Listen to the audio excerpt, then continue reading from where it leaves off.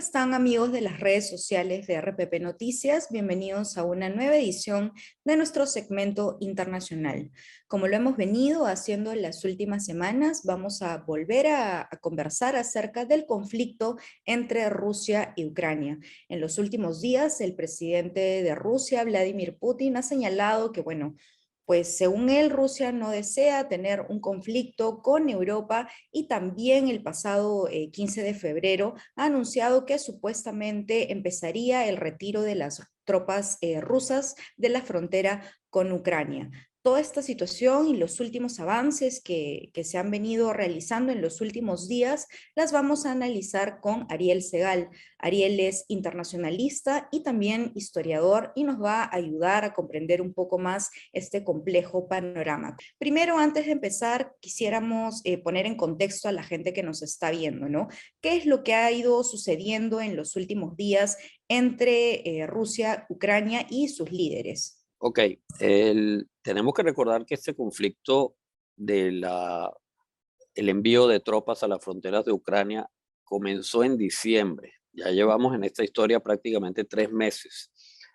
Y ha habido momentos en estos 3 meses que nos hablan prácticamente que va a haber una guerra mañana, momentos de diciembre, momentos de enero, momentos de febrero, y luego nos dicen, bueno, no, parece, hay negociaciones, que esto se va a evitar, etcétera, y luego la siguiente semana otra vez parece inminente una guerra, y bueno, por eso es que es tan difícil pronosticar, tratar de hacer, incluso especular, que es un terreno ya no de análisis en serio, es de poner escenarios diferentes. Aquí la respuesta a si va a haber un conflicto o no, solo la tiene un señor, un hombre que se llama Putin. Él es el que sabe si se va a terminar arriesgando o no a entrar en una guerra con Ucrania. En la guerra también hay diferentes escenarios, porque él puso tropas al sur, en el Mar Negro, y en Crimea, que recuerden que es un territorio, que es una península de Ucrania, que él conquistó, invadió en el año 2014. Desde entonces que tenemos este conflicto entre Ucrania y Rusia. Entonces hay tropas en Crimea, hay tropas en el Mar Negro, que es al sur, hay tropas en Bielorrusia, que es un país vecino, aliado de Putin, al norte, y hay tropas en la frontera enorme entre Ucrania y Rusia, Rusia al este, Ucrania un poco más hacia el oeste, más hacia Europa. El asunto de la retirada de tropas que se anunció ayer, hace aproximadamente 24 horas, yo estuve revisando hoy diferentes declaraciones de dirigentes del mundo, del mismo jefe de la OTAN, de la Organización Transatlántica Militar del Norte, vamos a recordar que es una organización que se creó después de la Segunda Guerra Mundial para contener el comunismo de manera militar en caso de que fuese invadido un país no comunista, y que luego con el colapso de la Unión Soviética ha estado buscando, digamos, su razón de ser. Ahora, ¿qué hacemos? Porque ya no está ese peligro. Y la razón de ser que han encontrado es el peligro del islamismo radical, por lo cual es bueno mantener esa organización militar activa en Europa. Y la segunda podría ser en el futuro un intento de expansión territorial china. O sea, en este momento el tema de la expansión de la OTAN no va por miedo a Rusia, va más por miedo a estos dos potenciales conflictos que podrían darse militares con islamistas radicales, o China, que no está planteado en el momento, pero uno no sabe si de aquí a 20, 30, 40 años viene un líder tipo Trump en China, o un líder tipo el mismo Putin, que ha hecho invasiones ya a Georgia, que ha hecho invasiones a Crimea, y se le ocurre expandirse hacia Europa. Entonces, hay una justificación para que la OTAN siga y se extienda. Hay un reclamo de Putin de que se le había prometido a Rusia en el pasado que la Unión Soviética, que la OTAN no iba a expandirse hacia los países que fueron áreas de influencia en Europa de la ex Unión Soviética. Dícese Polonia, Hungría, hoy la República Checa, en ese entonces Checoslovaquia, los 3 estados bálticos que están más al norte pegados a Rusia, Lituania, Letonia, Estonia, y poco a poco la OTAN sí lo fue integrando. Eso hay que reconocerlo. Pero claro, estos son ya países soberanos, no son países de la Unión Soviética, y ellos tienen derecho a elegir en qué organización económica, mundial, comercial, política quieren pertenecer. Y ese es el tema que va ahora con Ucrania. Ucrania es un país independiente también desde que colapsó la Unión Soviética. Y si algún gobierno en el futuro quiere tratar de ingresar a la OTAN, los dirigentes de la OTAN y los gobernantes del mundo que están en la OTAN dicen que Putin, Rusia, no tiene derecho a decirle que no. Putin dice, a nosotros nos prometieron que esto no iba a ocurrir y se están acercando a la zona fronteriza. Él hace una alegoría, más que una alegoría, una comparación, una analogía, que es como si él pusiera tropas en México o en Canadá frente a Estados Unidos. Uno puede entender el temor de Putin, pero dado su comportamiento en conflictos anteriores, el primero, una invasión a 2 ex provincias de Georgia, donde hay población mayoritariamente rusa, descendientes de rusos, y había una autonomía que Georgia le daba a esas provincias, pero finalmente Putin las invadió y las reconoció como países independientes, que no son reconocidas como países independientes por el mundo entero. Voy a mostrar un mapa brevemente. Esto es Georgia y aquí Osetia del Sur hoy en día es reconocida por Rusia como un país independiente y hay tropas rusas adentro, y Abjasia lo mismo. Entonces, esta situación ocurre desde el 2008 y es una de las razones por las cuales los países occidentales ya no confían en que Putin no se va a apoderar o no va a reconocer como países independientes, que le pone gobiernos títeres y al final son parte de Rusia a la hora de la hora. Luego hay la invasión a Crimea en el 2014 por problemas de conflicto civil dentro de Ucrania.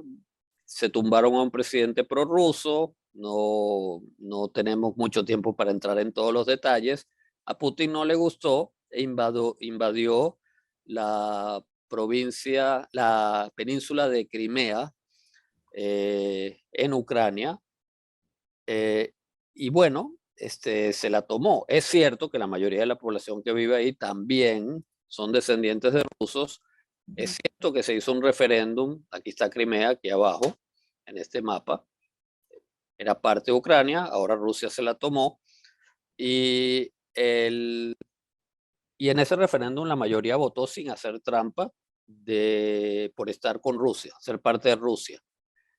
Pero eso es como si Bolivia invadiera Puno y le hiciera un referéndum a los puneños para que ellos decidan si quieren ser parte de Bolivia. No, ese referéndum lo tiene que hacer Perú, no lo puede hacer un país que invade.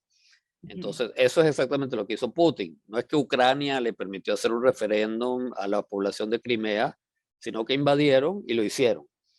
Entonces, uno ya sabe, dados estos antecedentes, que el tema no pasa solo por la OTAN.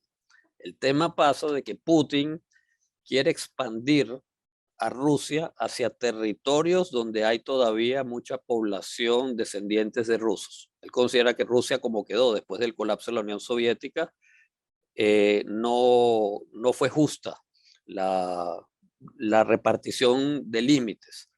Pero hay que recordarle a la gente que esta repartición de límites la hizo Boris Yeltsin, el hombre que desintegró a la Unión Soviética, sacando del poder a Gorbachev, el último presidente de la Unión Soviética, y el que nombró primer ministro a Yeltsin en el año 98 fue Putin, y el que luego renunció y lo nombró como presidente hasta que culminara su mandato fue Putin. Así que si él tiene quejas de estas reparticiones de los límites entre Rusia con Georgia, de Rusia con Ucrania, etcétera, la responsabilidad lo tiene el hombre que lo encumbró a él, no la tiene Occidente. Entonces, como hay una conciencia de que Putin igual quiere expandirse por razones de una visión de una gran Rusia, y no es solo un tema de la OTAN, es difícil creerle que esa sea la única excusa por la cual él quiere tomar mínimo el este de Ucrania, donde hay una provincia separatista de mayoría rusa que quiere independizarse y ser parte de Rusia. Esa zona se llama el Donbass, una región, vamos a verla aquí en el mapa, eh, eh, ya lo pongo, perdón, este, bueno, no logro ponerla por alguna razón. Bueno, esa zona está en la frontera Rusia y, entre Rusia y Ucrania, en el este, eh, y hay un conflicto desde que se invadió Crimea, que esa gente se proclamó independiente, y autónomos, y querían ser parte de Rusia. Ese conflicto dura ya desde hace 8 años y da la impresión de que como mínimo Putin quiere integrar esa parte a Rusia. Que la gente de ahí en su mayoría quieren ser parte de Rusia, es verdad, pero es lo mismo, eso no se hace vía conquista militar, eso debería ser un problema ucraniano, que lo tienen que resolver los ucranianos, y si llegan a la conclusión que tienen que hacer un referéndum y que ellos decían ser parte de Rusia, bienvenidos, que lo hagan, pero no es lo que está haciendo el señor Putin. Entonces, ese digamos que es un poquito el contexto general y ahora, si quieren, me hacen más preguntas de más actualidad. Ujú. Sí, Ariel, bueno, viendo este tema de que, bueno, Putin lo que está buscando desde hace meses, años, es expandir el territorio ruso, ¿cómo explicarías este actuar un tanto errático, podríamos decir? Porque luego de que él se reunió con el presidente francés Emmanuel Macron, digamos, la tensión parecía que se incrementaba porque él prácticamente desmintió a Macron y dijo que él no había dicho que Rusia no iba a invadir Ucrania, digamos, como que ha tenido declaraciones que han ido un poco contradictorias. ¿Cómo se podría explicar este actuar un poco errático de Putin? Bueno, nosotros lo vemos como errático desde Occidente. Él se está dirigiendo es al pueblo ruso, él no se está dirigiendo al mundo. Uh -huh. Él ya invirtió durante casi 3 meses, desde un punto de vista político, todo este conflicto que tiene a Rusia, a Ucrania, pero también en buena parte al mundo en vilo. Él ya invirtió económicamente porque para poner tropas en 3 fronteras con Ucrania y mantenerlas alimentadas y pasando el frío del invierno, etcétera, eso implica que son gastos económicos enormes para Rusia. Él tiene ya a estas alturas que si decide no invadir, eh, sacar un rédito político o un rédito diplomático de esta historia, porque si no, luego, ¿cómo le justifica al pueblo ruso? No a nosotros en Occidente, a los rusos, ¿cómo les justifica por qué hizo todo este lío y ahora me salí y no tengo ninguna ganancia?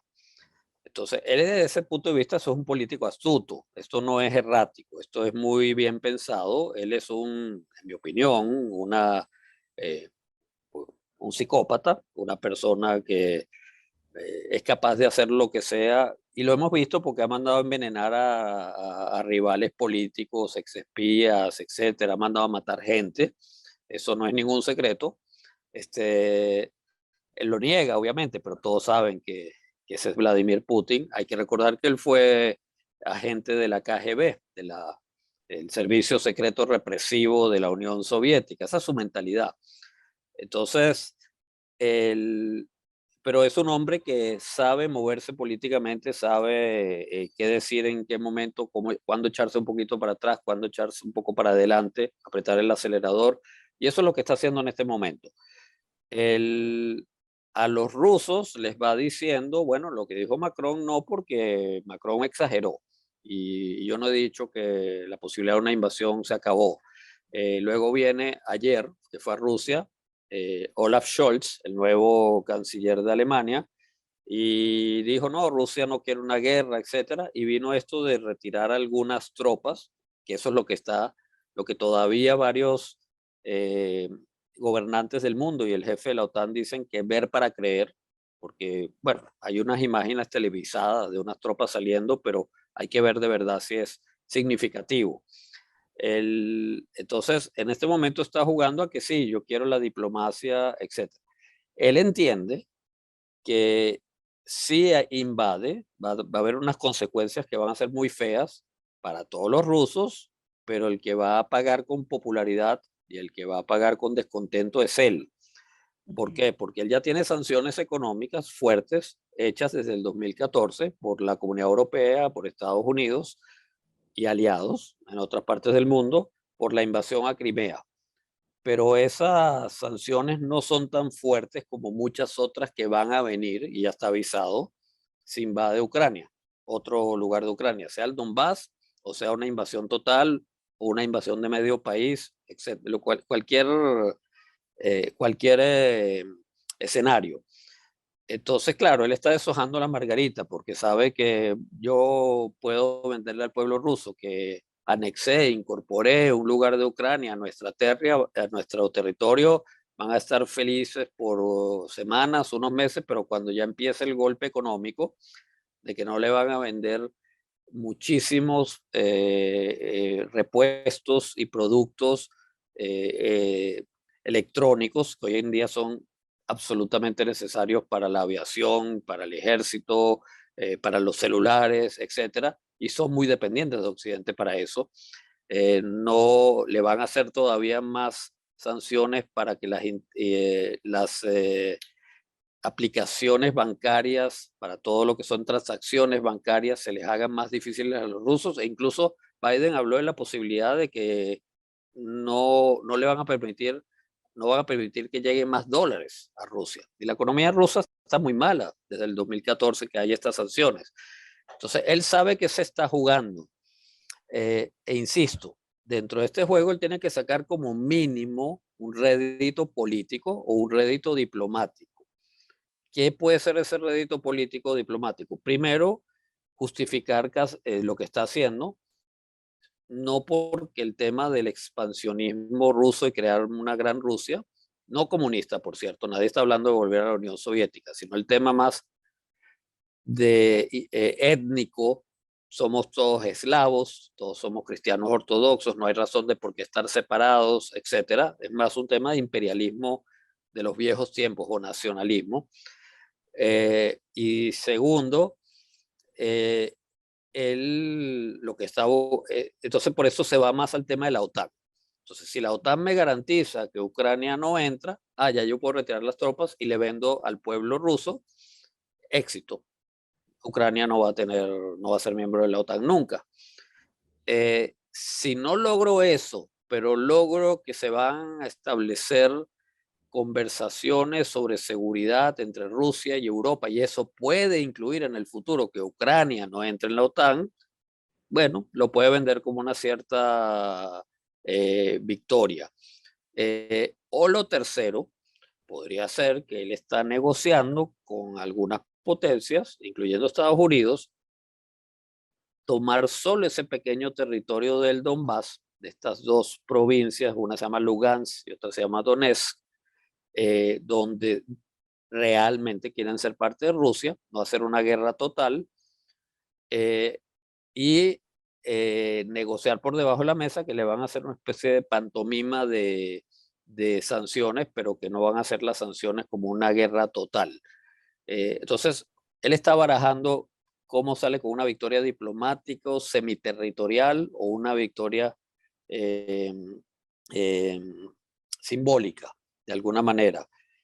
Y yo quiero que presten atención a una cosa. Ayer hubo dos noticias, pero los medios de comunicación en su mayoría pusieron énfasis en una, que era la aparente retirada de tropas de ciertos lugares de la frontera entre Rusia y Ucrania. Ujú. Eh, Primero, hago énfasis, me puse a investigar un poco, la mayoría de la retirada de tropas son de Crimea y de flotas del Mar Negro, la zona sur, Ujú. y un poco de Bielorrusia, la zona norte, pero no en la zona fronteriza directa entre Ucrania y Rusia, donde está ese territorio de los separatistas prorrusos, ¿ok? Lo cual implica que si decide hacer una guerra, parece que sería más en esas pequeñas zonas y no sería ya una guerra total. Obviamente es mucho mejor que no haya una guerra total y haya una guerra solo en un pequeño territorio, pero es mejor que no haya ninguna guerra. Por ahí no se ven signos de una retirada seria para ya tranquilizar el tema. Pero hubo una noticia también importantísima que pasó algo desapercibida por algunos medios o quizás analistas, que es que el Congreso de Rusia votó a favor de reconocer la independencia de esa región de mayoría rusa en Ucrania, que se llama Donbass, y le otorgó a Putin poderes especiales para que él termine de tomar la decisión o no de reconocer la independencia de esa región en Ucrania. Esa es la noticia para mí importante del día de ayer, más que lo de retirada, porque la retirada puede ser un día y mañana la vuelve a traer a los soldados. Ujú. Lo que está diciendo es que tarde o temprano vamos a reconocer eso como un país independiente, quizás en el futuro luego se anexa a Rusia, pero para nosotros eso ya no es de Ucrania.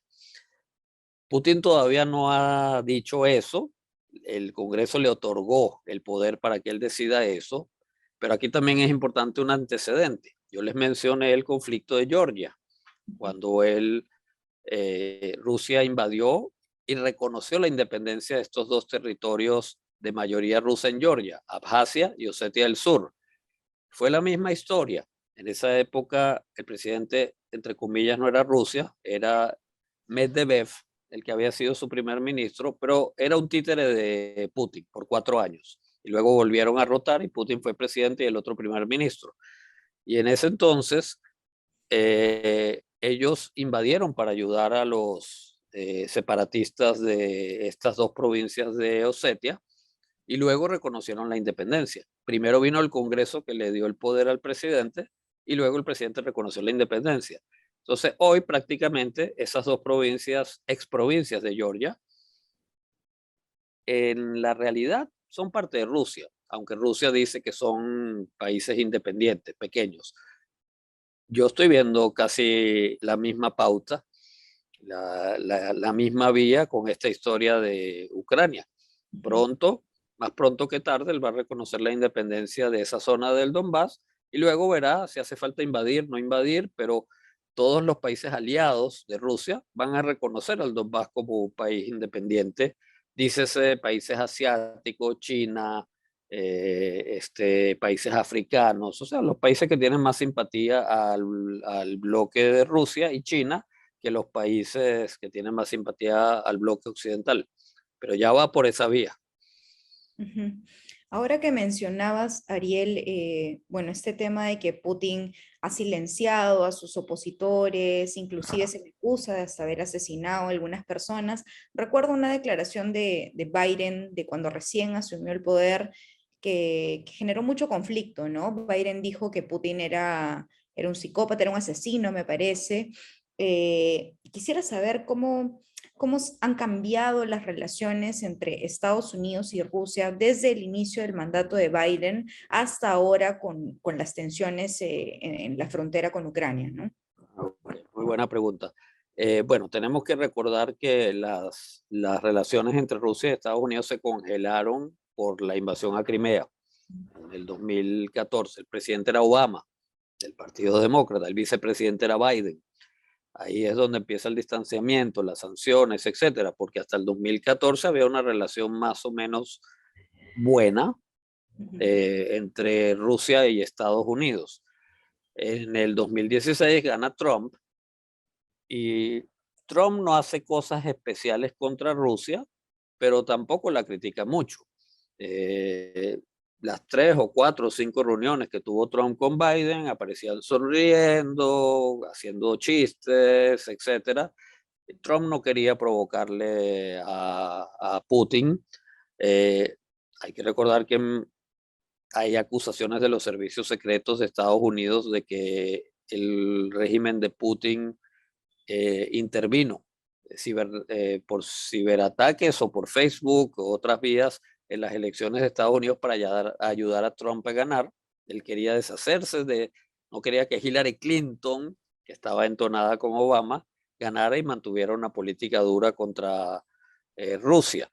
Él sabía que en la campaña electoral Putin, que Trump estaba hablando de que la OTAN no sirve para nada, de que la OTAN no pagan sus cuotas, no pagan sus deudas, y eso iba a debilitar a la OTAN. Eso le convenía mucho a Putin.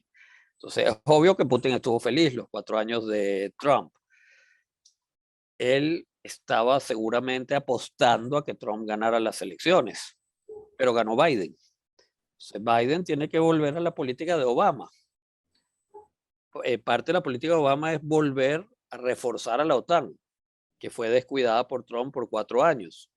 Eso no le gusta a Putin. Uno, hubo una reunión de la OTAN presencial, la primera presencial en junio del año pasado, en Ginebra, Suiza, y ahí Biden dijo, vamos a tener que hacer una nueva agenda, porque la OTAN no tiene una agenda desde el 2010, una agenda para el 2030, y tenemos que tomar en consideración temas de cambio climático, temas del peligro ruso, temas del peligro chino, etcétera, y probablemente ahí es donde le hizo el ring a Putin de que es momento donde yo tengo que hacer mis jugadas ya rápido antes que hagan esa agenda.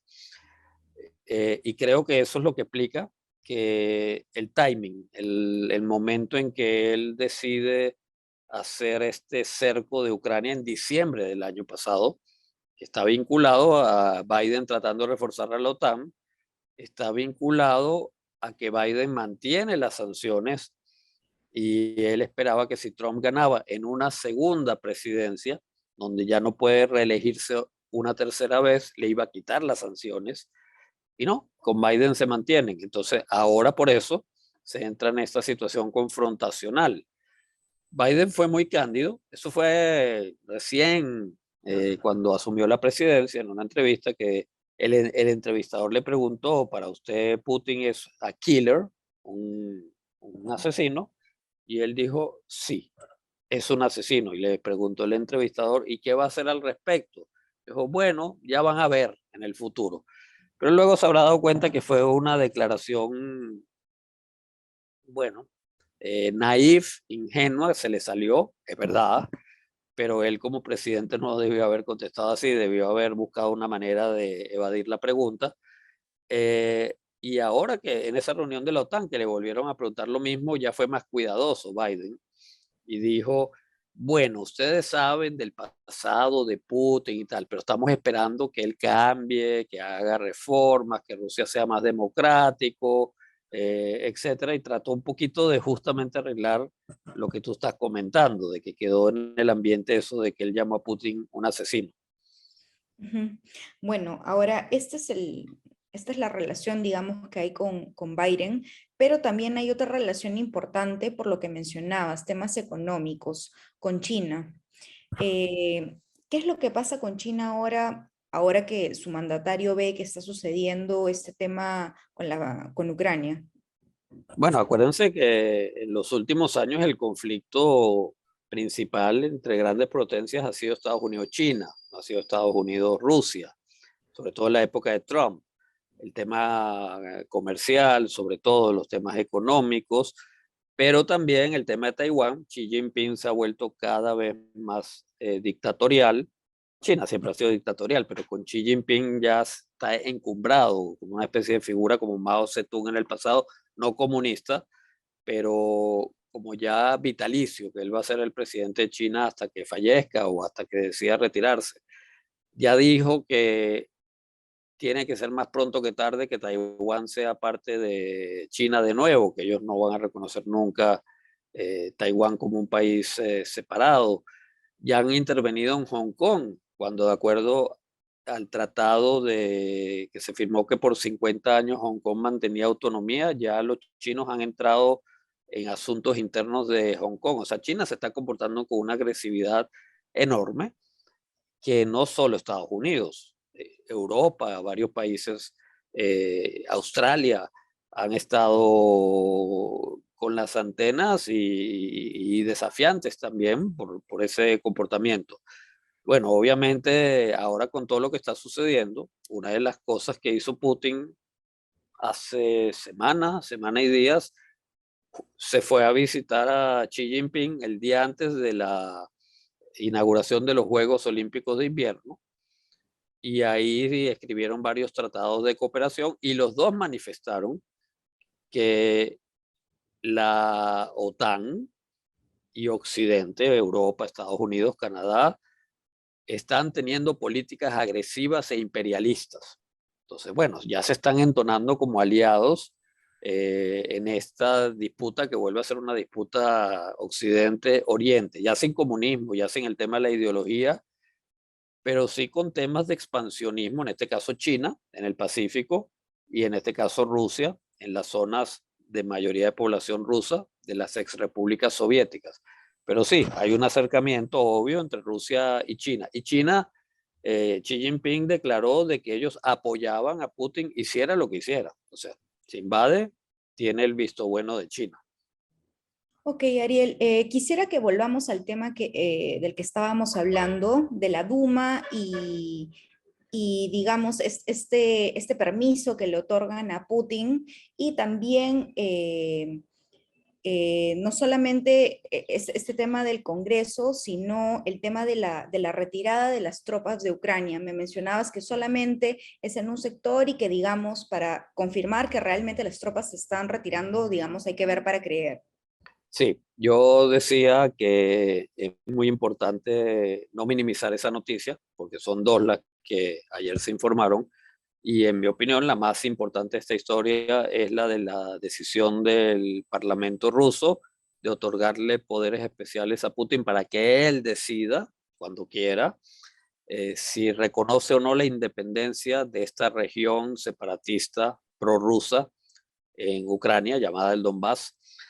Eh, y primero que quiero hacer notar o recordarle a los que están siguiendo el conflicto, a los que les interesa y a los que te siguen a ti en, en las redes, que Rusia no es una verdadera democracia, que Putin ha cambiado la constitución 2 veces, que ya lleva 22 años en el poder, el, dos como primer ministro del 98 al 2000 y 22 como presidente, y tiene ya posibilidad de reelegirse creo que hasta más de 10 años con esta última cambio constitucional.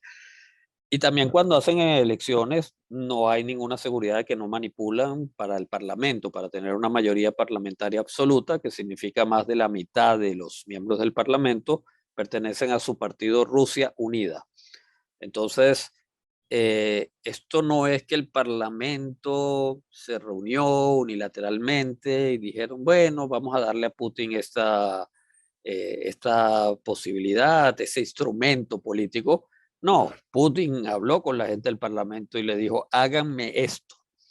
Eh, y tenemos el precedente del 2008, cuando hicieron lo mismo para reconocer a la República, a las regiones separatistas en Georgia, prorrusas, de Abjasia y de Osetia del Sur, que aunque en ese momento el presidente formalmente no era Putin, era su ex primer ministro Medvedev, Dmitry Medvedev, no el tenista por si acaso, él era un títere de Putin e hicieron la misma jugada.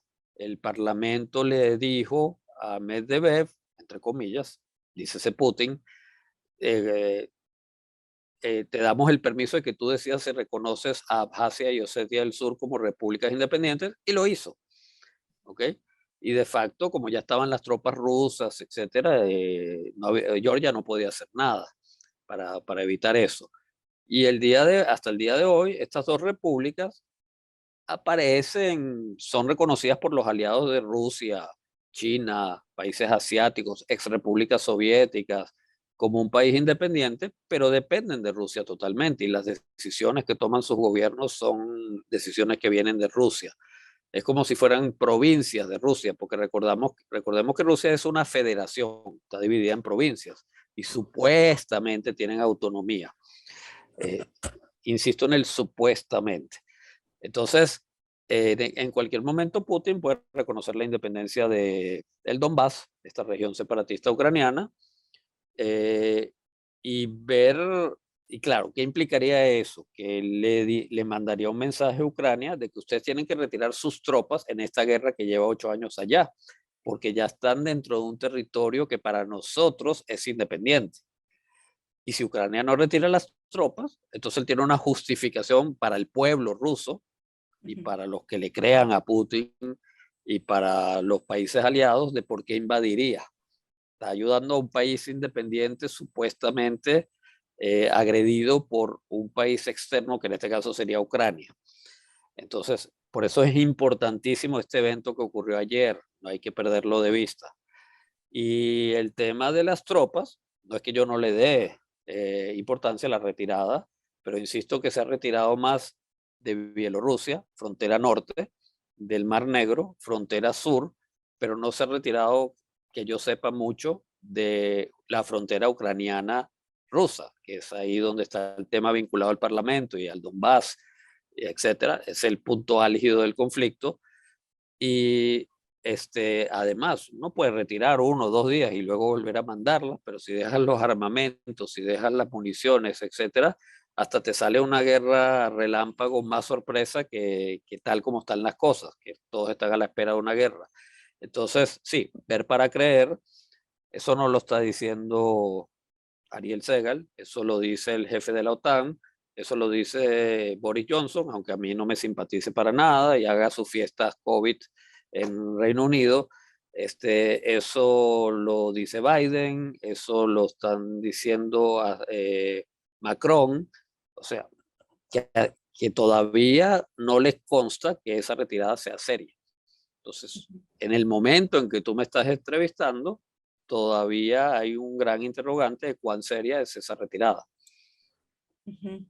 Bueno, entendemos y como siempre, muchísimas gracias Ariel por haber participado de este segmento. Ha sido muy claro, muy didáctico y creo que también con la ayuda de mapas, la gente que nos ve va a entender mucho mejor el conflicto y cómo se está desarrollando en las distintas partes del territorio. Nuevamente, muchas gracias por Bueno, acompañarnos. un placer y también tu forma de preguntar ayuda que yo pueda ser más didáctico, así que también agradezco. Y agradezco a tu productora que ha hecho un excelente trabajo, María del Rosario, creo, si no me equivoco, que haya hecho un excelente trabajo para que esta entrevista se dé como se dio. Bueno, seguiremos viendo qué ocurre. Seguiremos viendo qué ocurre y por supuesto desde RPP nos comprometemos a todos los días publicar noticias, ¿no? Para seguir de cerca este conflicto. A ustedes quienes nos están viendo, muchas gracias por habernos sintonizado y ya nos vemos en un nuevo segmento internacional la próxima semana. Hasta entonces.